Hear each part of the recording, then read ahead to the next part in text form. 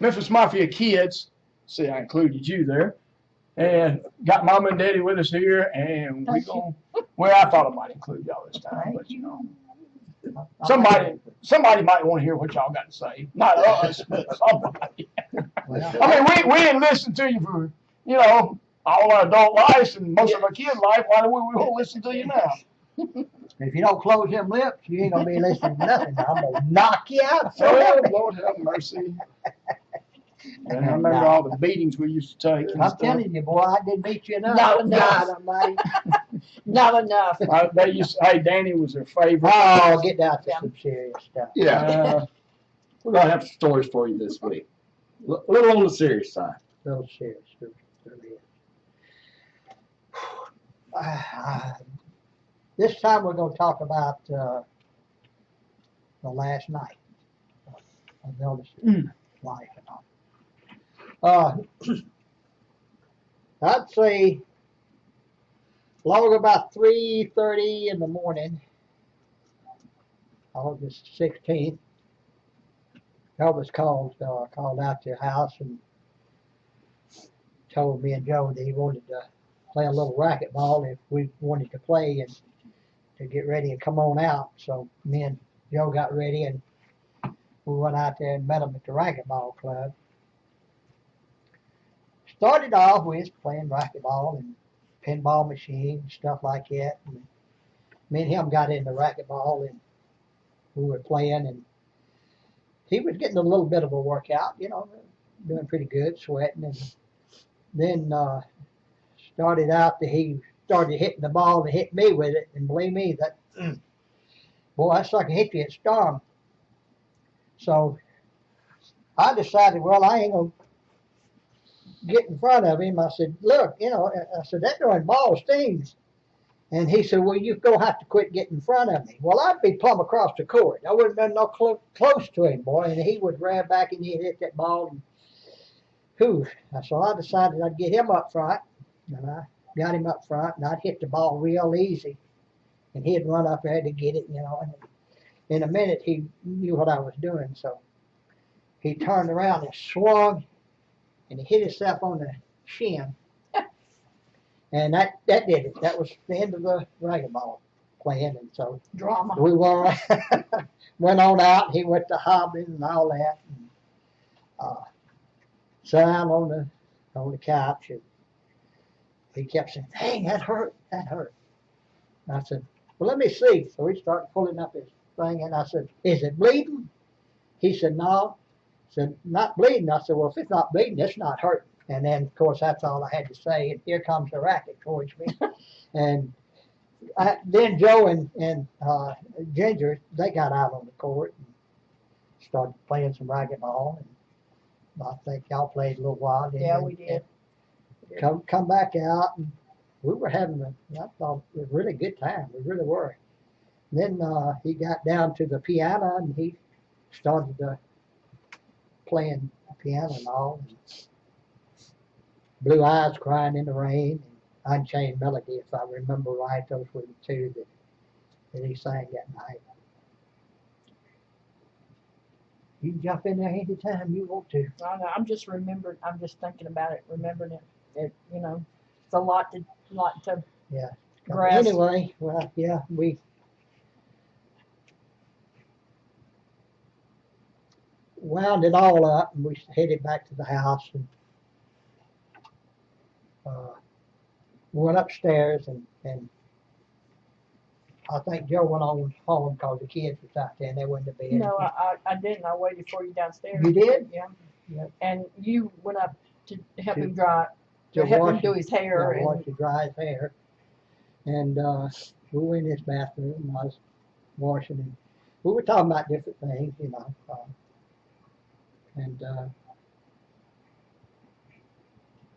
I know one of the last things he said, and I was drying his hair, and he said, this is going to be the best tour ever. Mm-hmm. And I said, all of them to me are great. So, and, I said, I know you'll do everything you can to make it as good as you can. And he said, well, I appreciate it. He said, sometimes I don't think there's, live up to what I think they should. He said, but I always try my best to give the best performance I can. I said, well, to me, they've always been great. And he just, he hardly ever talked about his concerts that much.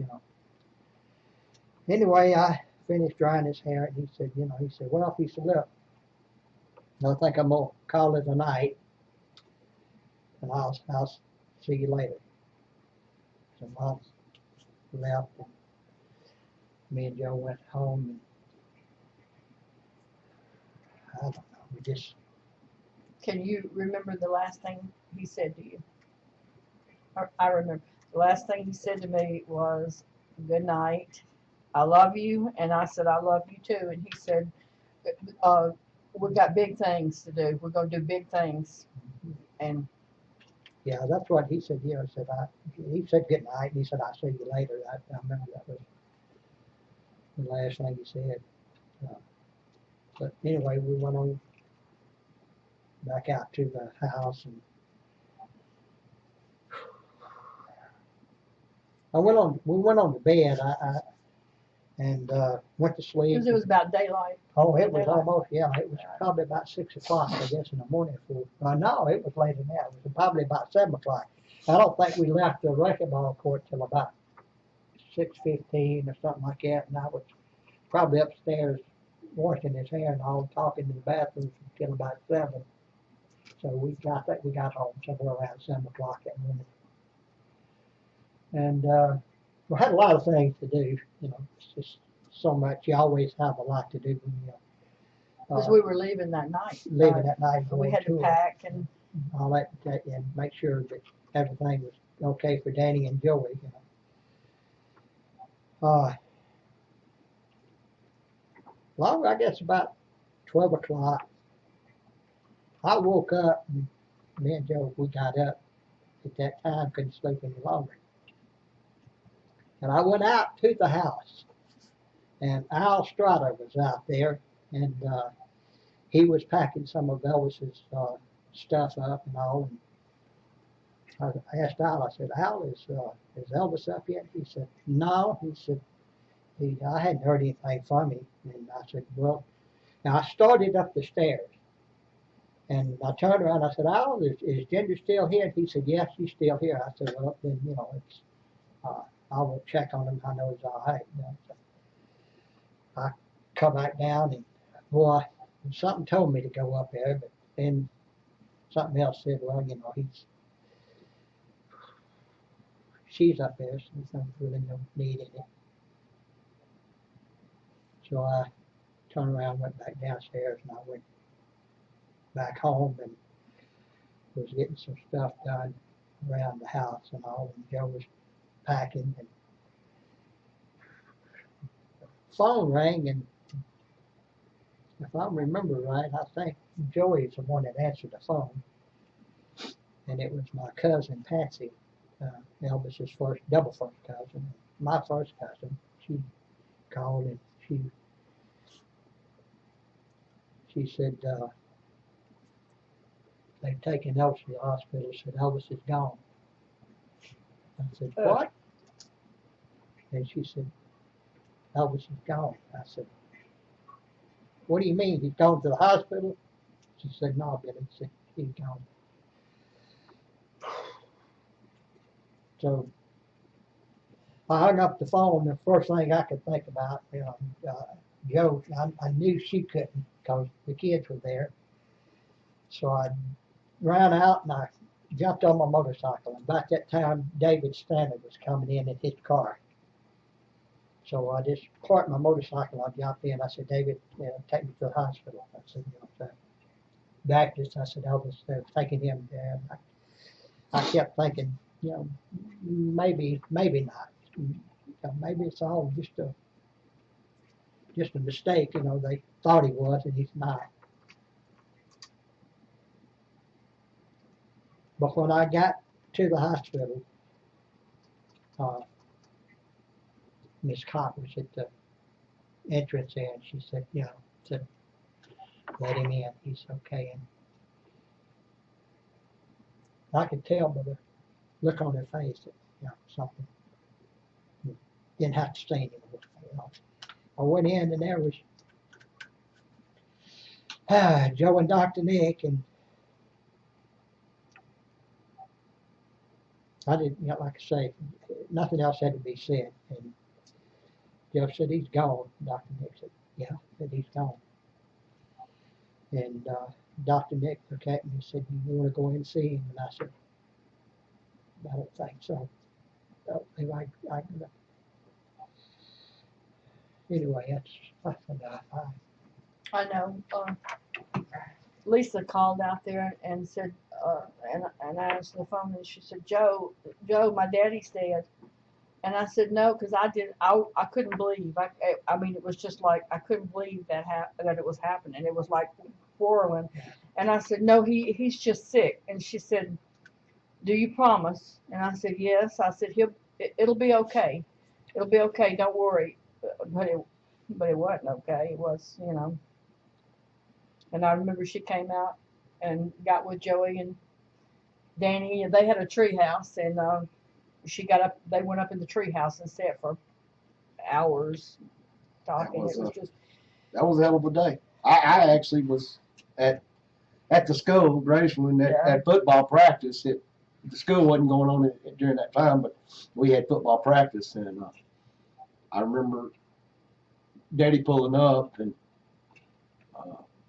coach and another lady, the quarterback was a good friend of mine on the team, his mama, and she was a big Elvis fan and knew us, and they all talked, and then I could see Daddy kind of slowly coming my way, and you know, like I said, I could tell on his face, you know, something just wasn't right, and we got in, really didn't say anything until we got in the car and we was headed back, and